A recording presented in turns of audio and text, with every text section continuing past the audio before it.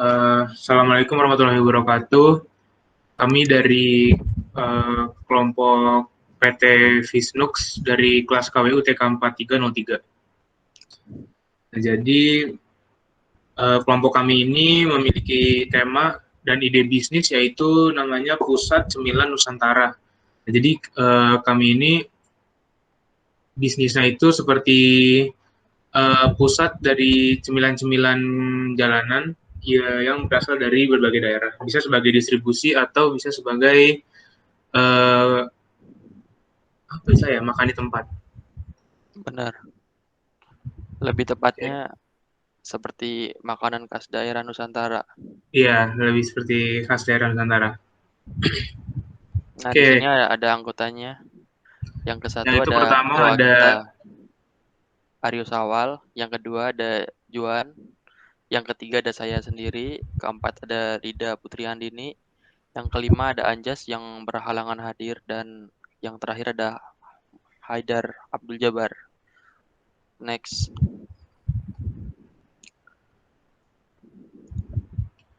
Oke, jadi hari ini kita akan mempresentasikan BMC atau Business Model Canvas dari ide bisnis yang sudah kita buat ini. Jadi apa itu BMC? BMC itu atau Business Model Canvas adalah strategi pengelolaan bisnis dengan melibatkan desain dan gambar. Nah, desain dan gambar tersebut dikerucutkan menjadi beberapa aspek bisnis agar menjadi suatu strategi bisnis utuh yang mudah untuk dipahami. Nah, jadi tujuan dari BMC ini pertama yaitu mempermudah para perintis bisnis yang masih pemula untuk menentukan alur jalannya bisnis dari yang paling dasar. Yang kedua itu merangkum bisnis plan dalam konsep yang lebih jelas dan padat. Yang ketiga mempersiapkan proposal dalam bentuk baru untuk para investor. Dan yang terakhir adalah media justifikasi atau penentuan terhadap potensi bisnis yang akan dijalankan tersebut.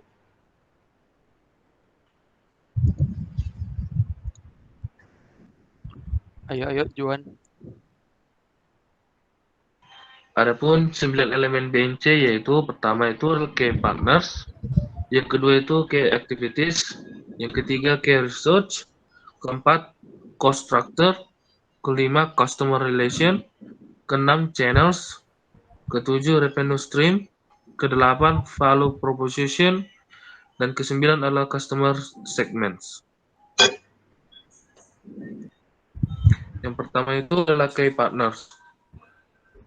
Key partners itu atau yang dapat diartikan sebagai mitra atau partner dalam menjalankan bisnis. Misalnya itu para pengusaha muda, toko online shop, wirausaha, investor. Terus yang kedua ada key activities. Aktivitas utama ialah suatu kegiatan yang secara umum dilakukan oleh perusahaan supaya perusahaan dapat melakukan bisnis dengan baik. Sini ada membuat kemasan produk, makanan semenarik mungkin, terus mengadakan flash sale, terus memberi garansi atau return, terus yang terakhir ada memasang iklan di marketplace.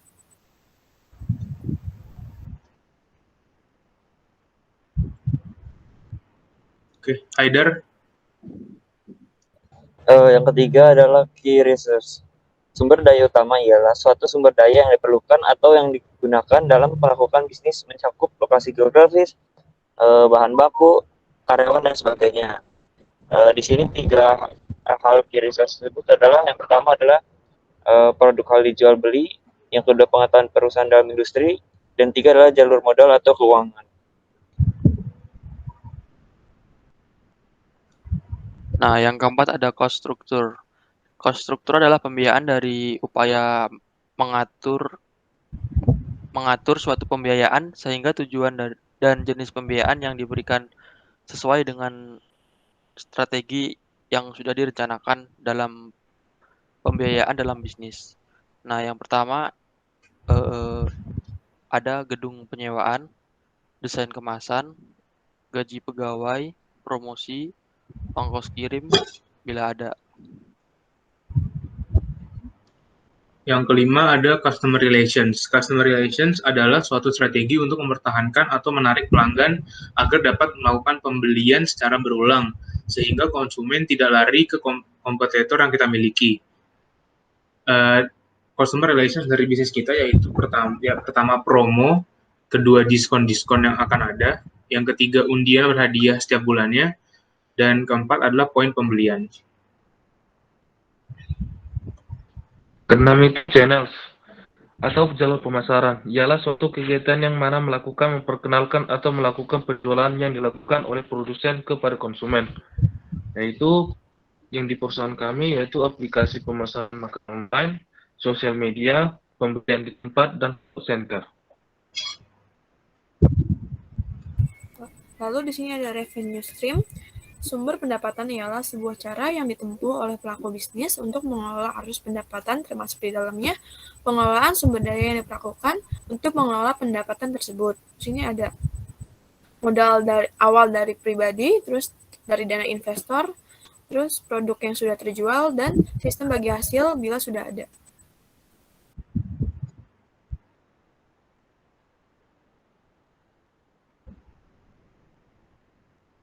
Nah, Yang yang selanjutnya ada value proposition adalah acuan pada pernyataan bisnis atau pemasaran yang digunakan pelaku usaha untuk memberikan alasan kenapa harus membeli atau menggunakan produk atau jasa ini. Nah, yang pertama itu produk-produk yang disediakan berasal dari berbagai daerah, tidak hanya dari satu daerah. Yang kedua, konsumen bisa melakukan pemesanan untuk jenis oleh-oleh yang diinginkan. Yang ketiga, para konsumen bisa menaikkan value penjualan untuk pedagang-pedagang yang menengah ke bawah.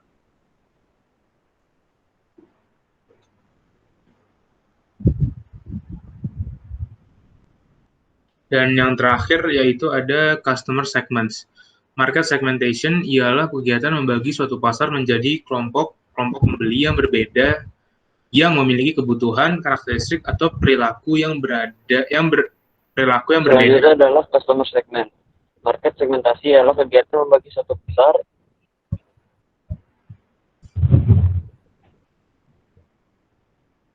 Udah dibaca sama Aryo Dar. Oke, lanjut aja ya. Oke.